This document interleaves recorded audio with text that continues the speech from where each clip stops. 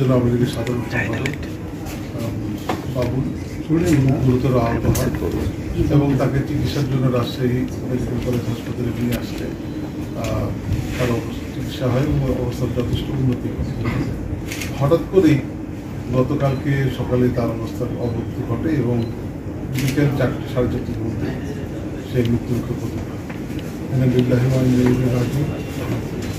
মরুম বাবুর একজন সক্রিয় রাজনৈতিক কর্মী ছিলেন, নেতা ছিলেন, আমার অত্যন্ত স্নেহভাজন ছিলেন এবং তাকে আমি আমার জীবনের রাজনৈতিক জীবনের প্রায় শুরু থেকেই, তখন সে অত্যন্ত ছোট ছাত্রনেতা, তখন থেকে তাকে আমি আমার রাজনীতির পাশে পেয়েছি।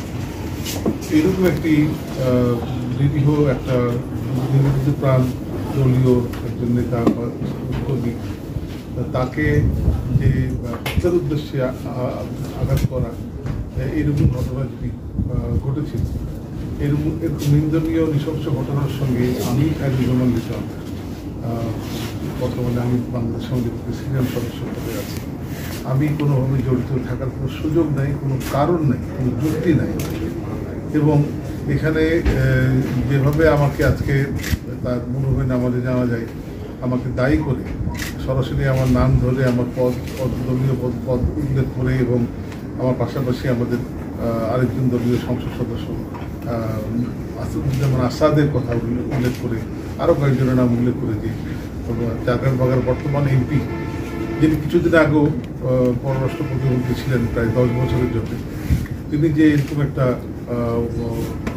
উক্তি করতে পারেন নির্দেশমূলক এবং যেটি তার উদ্দেশ্য প্রণোদিত এবং ঈর্ষাপরায়ণ হয়ে তিনি আমাকে মানে আমার ভাবমূর্তি ক্ষুণ্ণ করার জন্য করতে পারেন, এটা আমার বোধগম্য নয়।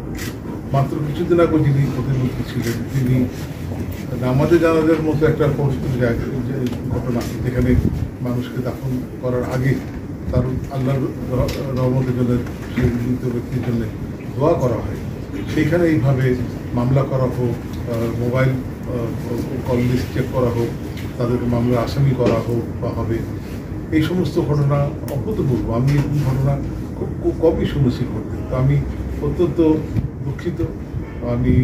এটা আমি আশাই করিনি তার কাছ থেকে, এবং তিনি যে কোন উদ্দেশ্যে এটা করেছেন, কেন করেছেন তা তিনি বলতে পারবেন।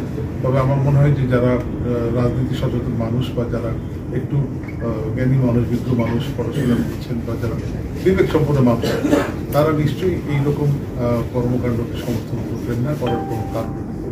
আমি নিশ্চিতভাবে বলতে পারি এই ঘটনা অত্যন্ত নিন্দনীয়, খুব কষ্টকর। আমরা একটা দলীয় কর্মীকে হারালাম, দলীয় নেতাকে হারালাম, যাকে আমাদের হয়তো আরও প্রয়োজন লাগতো। তার এই ঘটনার সুষ্ঠু তদন্ত এবং বিচার আমিও চাই, এবং এই বিচারের মাধ্যমে কারা তাকে নিয়ে মনে হচ্ছে যেন এই লাশটি দরকার ছিল, একজনের মৃতদেহ দরকার ছিল, যেটাকে কেন্দ্র করে রাজনীতি করে প্রতিপক্ষকে ঘায়েল করা যায়, এইরকম একটা চক্রান্ত বা ষড়যন্ত্র একটা গোষ্ঠীর মধ্যে ছিল বা আছে বলে আমার কাছে বা আরও অনেকের কাছে মনে হচ্ছে। এই লাইনে এই বিষয়গুলি তদন্ত হওয়া দরকার। আমি মরুমের আত্মার মাত্রা কামনা করি এবং তার শোক সন্তপ্ত পরিবারের সঙ্গে আমি সর্বাত্মকভাবে পাশে থাকবো ইনশাআল্লাহ, তাদেরকে সান্ত্বনা দেব। আগেই বলছি যে এটি আমি কখনোই হতে পারি না, আমার কোনো কারণ নেই এবং কোনো যুক্তিও নেই। আর এই ধরনের কাজ আমার অতীতের ইতিহাসে আমার বয়স এখন 60-এর উপরে, কখনোই আমি এই ধরনের চিন্তাভাবনা আমার মধ্যে দিয়ে আসি, যারা আমাকে ছিলেন তারা জানেন।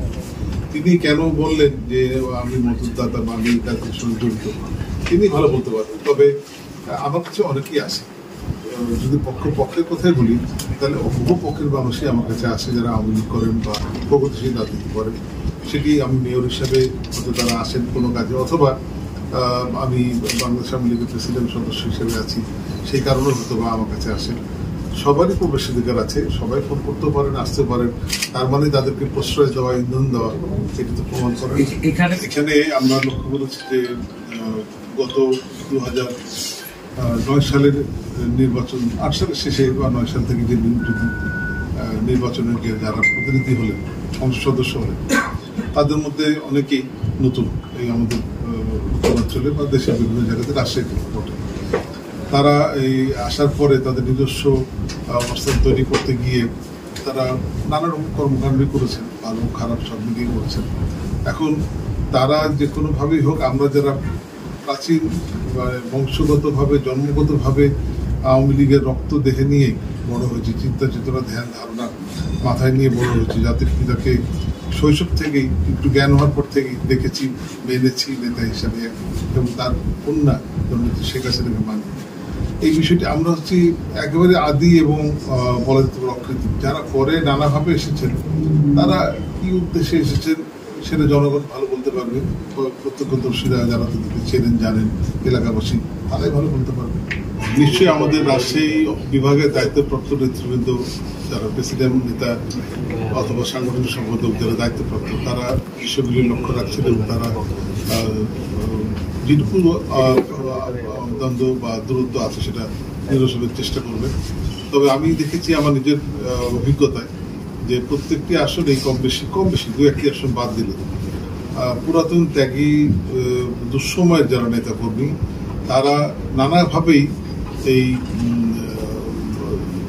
যথাযোগ্য জায়গা থেকে, অর্থাৎ এমপি সাহেবদের বলয়ের ভিতরে ঢুকতে পারেনি, তাদেরকে বাইরে রেখে দেওয়া হয় এবং নতুন করে একটা বলয় তৈরি করে এমপি সাহেবরা চলতে স্বচ্ছন্দ বোধ করে কেউ কেউ, এবং ফলে এটাই হয়ে গেছে এখন ক্ষোভের একটা কারণ যে আমরা পুরোনো দিনের আওয়ামী লীগের আমাদের ফেলে দেওয়া হচ্ছে, গুরুত্ব দেওয়া হচ্ছে না, আর সেদিন এসে তারা গুরুত্ব পাচ্ছে।